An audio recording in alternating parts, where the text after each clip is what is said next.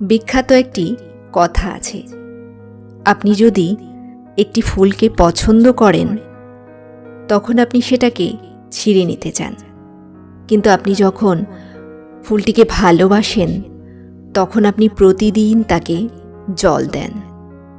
খুব ছোট্ট এই উদাহরণটি কি ভালো লাগা আর ভালোবাসার মধ্যে পার্থক্য বোঝানোর জন্য যথেষ্ট নয়, নাকি এর গভীরে আরও অনেক কিছু আছে?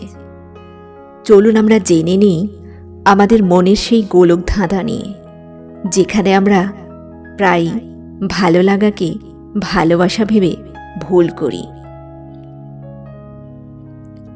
ভালো লাগা হলো অনেকটা প্রথম দর্শনের মোহের মতো।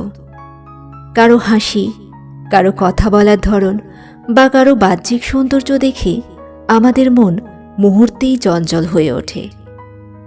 এটা অনেকটা বসন্তের বাতাসের মতো, যা ক্ষণিকের জন্য আপনাকে দোলা দিয়ে যায়। অন্যদিকে ভালোবাসা হলো একটি গভীর সমুদ্র। এর গভীরতা অসীম।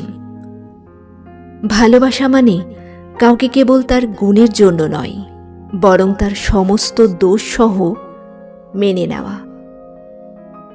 ভালো লাগাতে অধিকার কাজ করে, আর ভালোবাসাতে কাজ করে দায়িত্ব।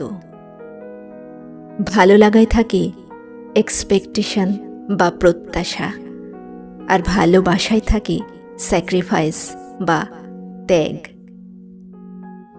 ভালোবাসা হলো প্রচণ্ড ঝড়ের পরে ফিরে পাওয়ার মতো একটি প্রশান্তির ঘর। ভালো লাগা আপনাকে হাসাবে, কিন্তু ভালোবাসা আপনাকে ধৈর্য ধরতে শেখাবে।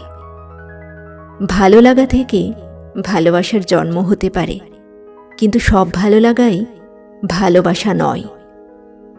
আপনার জীবনে কি এমন কেউ আছে যাকে ছাড়া আপনার পৃথিবীটা অসম্পূর্ণ মনে হয়? থাকলে কমেন্টে জানাতে কিন্তু ভুলবেন না। ভিডিওটি ভালো লাগলে একটি লাইক দিন, এবং এমন আরও গল্পের ভিডিও পেতে আমার চ্যানেলটি সাবস্ক্রাইব করুন। ধন্যবাদ।